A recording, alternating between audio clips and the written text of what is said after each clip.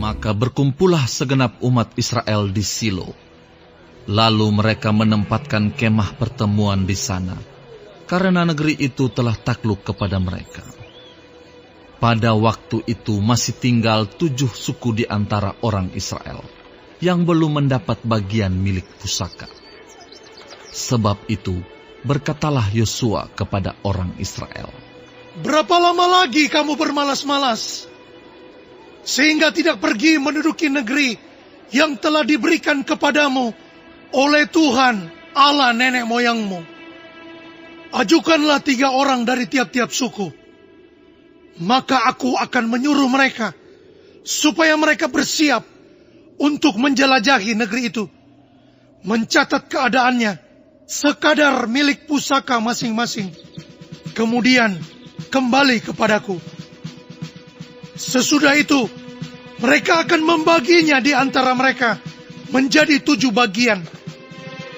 Suku Yehuda akan tetap tinggal dalam daerahnya di sebelah selatan, dan keturunan Yusuf akan tetap tinggal dalam daerahnya di sebelah utara.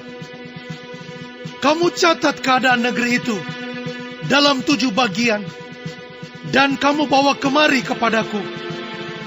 Lalu aku akan membuang undi di sini bagi kamu, di hadapan Tuhan Allah kita.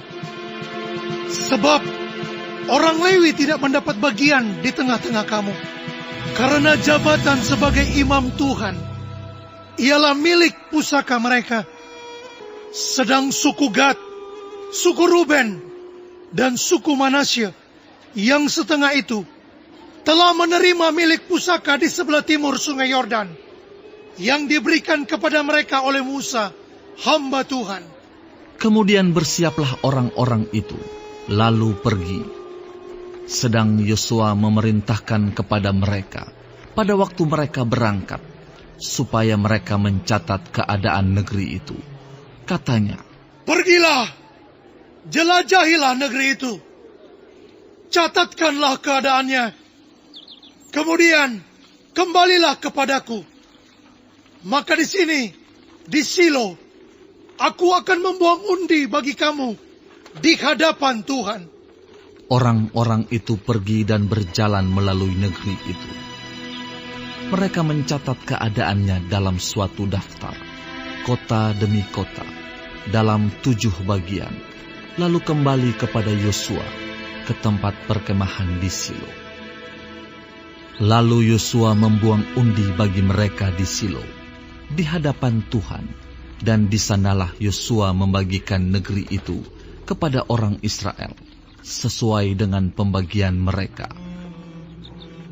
Maka keluarlah undian suku Bani Benyamin menurut kaum-kaum mereka, dan daerah yang diundikan kepada mereka terdapat antara daerah Bani Yehuda dan daerah Bani Yusuf.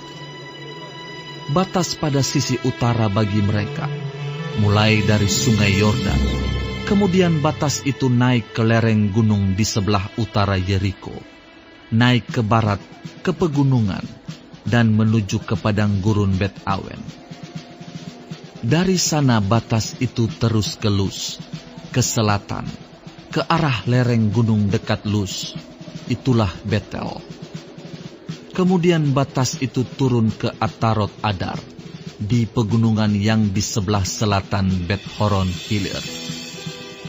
Kemudian batas itu melengkung, lalu membelok dari pegunungan yang di seberang Bet Horon, di sebelah selatan menuju ke sisi barat daya, dan berakhir di Kiryat Baal.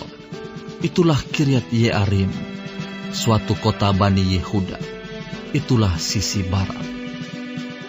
Sisi selatan mulai dari ujung Kiryat Yearim, kemudian batas itu menuju ke barat, dan menuju pula ke mata air Meneftoah.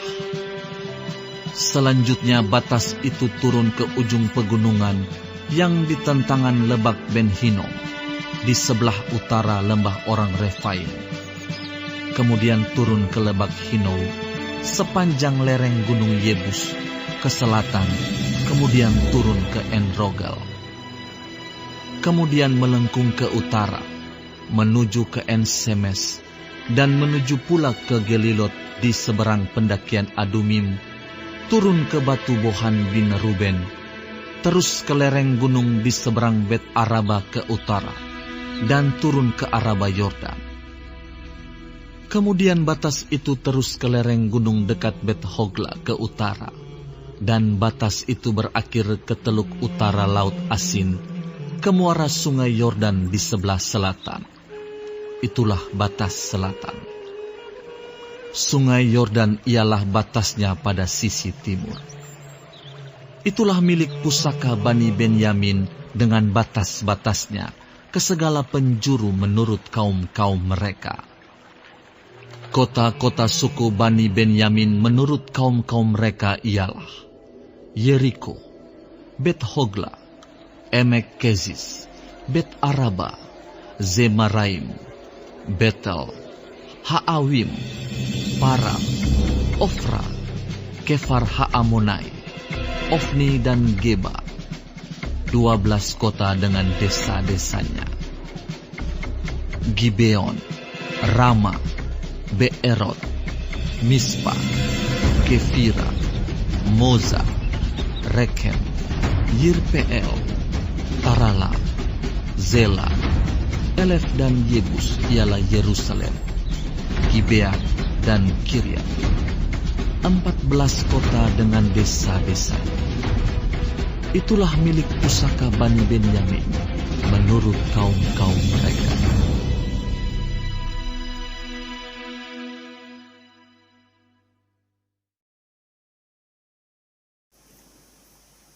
Shalom saudara-saudaraku yang kekasih di dalam Tuhan Yesus, terpujilah Tuhan.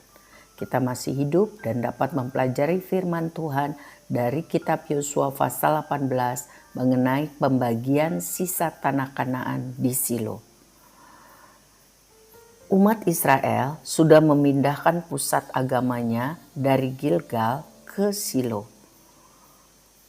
Silo tercatat di dalam Mazmur 78 dan Yeremia 7 tidak pernah hidup sesuai dengan perannya sebagai pusat agama Israel, karena banyak catatan yang menunjukkan bahwa penyembahan berhala dan kejahatan terjadi juga di kota ini. Di ayat 2 tercatat 7 suku Israel belum mendapatkan tanah. Mereka berkumpul di Silo, tempat Yosua membuang undi, menentukan daerah yang akan diberikan kepada mereka. Pada saat itu orang-orang di Kanaan sudah sedemikian lemah. Mereka bukan lagi ancaman yang berat, tetapi bukannya melakukan perintah Tuhan untuk memusnahkan orang Kanaan yang masih sisa, ketujuh suku ini mengambil jalan yang paling santai. Ya, mereka tetap membiarkan orang-orang Kanaan untuk menjadi budak rodi bagi mereka. Dan kita akan lihat kelak akibatnya sangat fatal dialami keturunan mereka. Di ayat 3 dan selanjutnya, Yosua bertanya, mengapa suku-suku itu menunda-nunda tugas untuk menguasai daerah tersebut? Saudara, sering kita juga tergoda untuk menunda melakukan pekerjaan-pekerjaan tanggung jawab kita. Ini berarti kita tidak dapat mengatur waktu dengan baik, dan ini adalah bentuk ketidaktaatan untuk menjalankan kesempatan yang Tuhan berikan. Ingat saudara, jangan tergoda untuk menunda pekerjaan yang Tuhan percayakan pada kita. Di ayat 16 mengenai lembah Hinom, ini terkait dengan penyembahan kepada dewa Molok, dewa Bani Amon pada zaman Yeremia. Ritus ini mengerikan karena mengorbankan anak-anak. Belakangan lembah ini dipakai untuk membakar sampah dan bangkai para penjahat dan binatang. Ya, nama lembah Hinom disinonimkan untuk neraka. Jadi saudara yang kekasih, ini bukti bahaya menunda-nunda pelaksanaan tugas dan tanggung jawab kita. Jadi kalau kita dengar firman Tuhan, kita tahu firman Tuhan, segera lakukan supaya kita beruntung dan keturunan kita berbahagia. Tuhan Yesus memberkati.